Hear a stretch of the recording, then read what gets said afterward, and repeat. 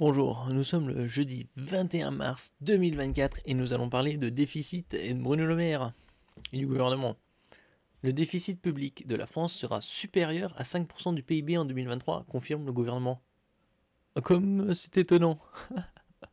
Déjà avec la croissance revue à la baisse, qui était très optimiste. Pour 2024, 1,4%, elle est passée à 1%. D'autres estiment que ce sera 0,8%. D'autres voient même que ce sera négatif. On verra dans les mois à venir. Alors que l'INSEE doit publier le niveau de déficit public le 26 mars, le ministre délégué chargé des comptes publics a confirmé, jeudi, qu'il serait plus élevé que l'objectif de 4,9% fixé par le gouvernement. Et qui serait plus élevé, mais de combien? Nous allons découvrir. La semaine prochaine, nous aurons les vrais chiffres. Là, c'est une estimation.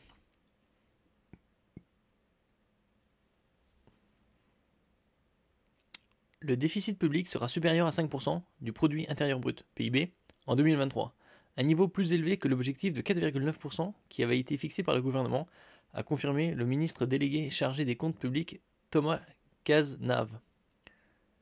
Jeudi 21 mars, après des informations du Monde. Comme c'est étonnant quand même. Le ministre qui a invoqué sur France Info un nouveau contexte économique pour expliquer ce dérapage, ben voyons. C'est toutefois refusé à confirmer des informations du Monde selon lesquelles l'exécutif s'attendrait désormais à un déficit autour de 5,6% du PIB. Donc là, on passe de 4,9 à estimer, objectif, à 5,6. Donc 0,7 points de plus. Ce qui correspond à peu près à 14% supplémentaire. Un chiffre évoqué au début de mars par le directeur du Trésor, Bertrand Dumont, lors d'une réunion interne, selon nos informations. C'est l'INSEE, Institut national de la statistique et des études économiques, qui publie le chiffre du déficit public de 2023, a balayé M. Cazenave au lendemain de réunion à l'Élysée au sujet des finances publiques. L'INSEE doit rendre public ce chiffre mardi 26. Donc dans 5 jours, on aura les vrais chiffres.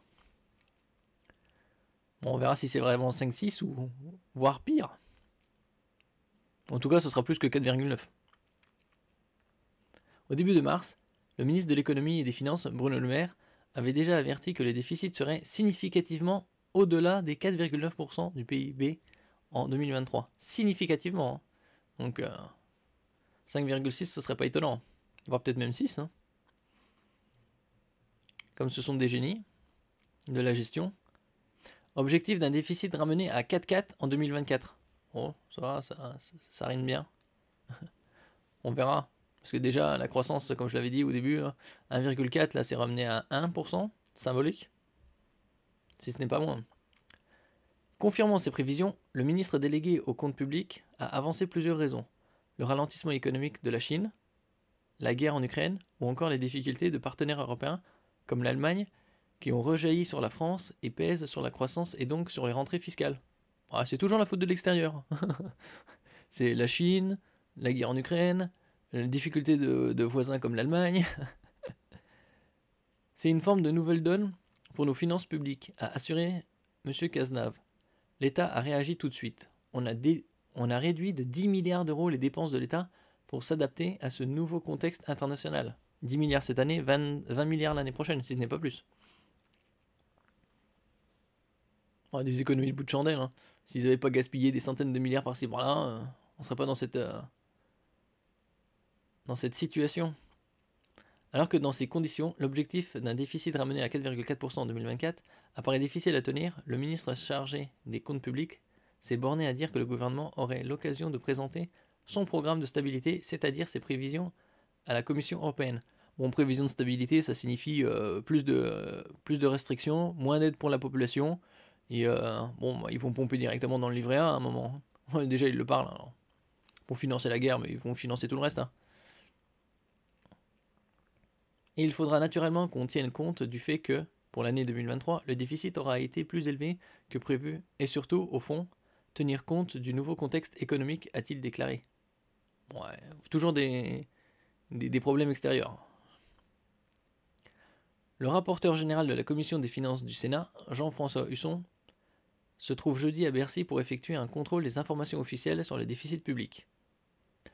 Ce contrôle sur pièce et sur place vise à obtenir communication de l'ensemble des notes et documents produits par les services de Bercy et expliquant cette dégradation, et à obtenir des réponses aux nombreuses questions qu'elle pose. Oui, enfin, il n'y a pas que des réponses, des agissements concrets. Il n'y a pas moins d'aide sociale et plus de faveur aux milliardaires ou aux entreprises multinationales. Explique un communiqué de la Commission des finances du Sénat, qui s'est lancé dans ce contrôle après les révélations sur une dégradation sans précédent, puisqu'il serait prévu à 5,6% du PIB au lieu de 4,9% attendu. Et la limite, c'est bien sûr 3% au niveau européen, qui n'a jamais été tenu.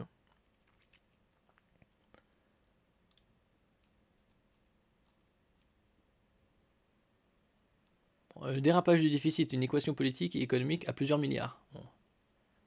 Là, c'était 4,9. Oui, il parle du ralentissement de la Chine, les guerres en Ukraine, toujours le même blabla. Bon, alors les Échos, ils tablent sur 5,6. Le Figaro, 5,5. Bon, c'est-à-dire plus ou moins pareil. Hein. On n'est pas à 0,1 point près. Avec une marge d'erreur de 0,3 points. Ah oui, donc alors, ce sera quoi 5,3, 5,9. 5,8, 5,2. Des estimations que le gouvernement se refuse à valider. Bon, de toute façon, on aura le cœur net le mardi 26. Puisque le 26 mars, on aura les vrais chiffres.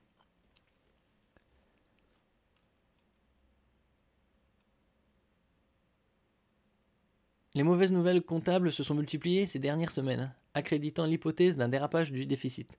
À la fin décembre 2023, les dépenses de l'État étaient supérieures de près de 3 milliards d'euros à celles de 2022, et ses recettes inférieures de plus de 7 milliards, selon des chiffres publiés début février par Bercy. Mercredi, l'exécutif a indiqué que les déficits de la sécurité sociale en 2023 étaient supérieurs de plus de 2 milliards aux dernières prévisions gouvernementales. Alors, quelles conséquences ?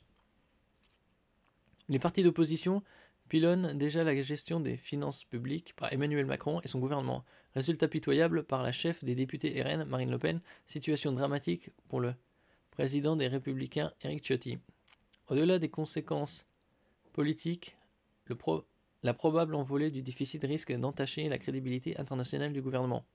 Ah oui, parce que d'ici quelques semaines, dans pas trop longtemps, il y aura la note de cabinet de conseil ou...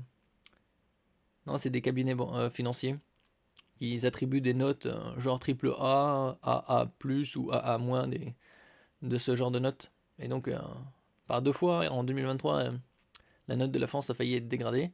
On verra si elle sera dégradée ou maintenue.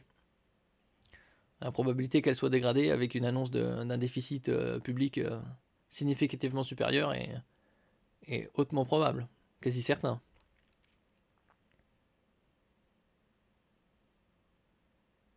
Alors la probable envolée du déficit risque d'entacher la crédibilité, qui s'est engagé à ramener le déficit à 4,4% en 2024. On verra, hein, parce qu'il faudra passer de 5,6 à 4,4. Et sous l'objectif européen des 3% du PIB d'ici à 2027. Donc d'ici 3 ans, il se donne que pour objectif être en dessous des 3%. Bon, personne ne l'a fait. Hein. La trajectoire de réduction du déficit est fragile et les marges de sécurité du gouvernement sont extrêmement ténues.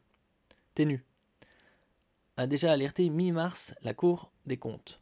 La situation des finances publiques de la France restera en 2024, comme en 2023, parmi les plus dégradées de la zone euro, a-t-elle encore averti.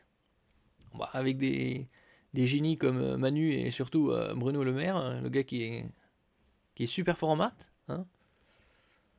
Selon la commission des finances du Sénat, le gouvernement pourrait s'être trompé à hauteur d'environ 20 milliards sur sa trajectoire budgétaire. On se demande un peu comment ils peuvent se tromper de 20 milliards. C'est quand même conséquent 20 milliards. Bon, ils seraient trompés de 20 millions. Ou 200 millions. Voire à la limite 2 milliards. Mais 20 milliards, c'est quand même c'est une sacrée somme.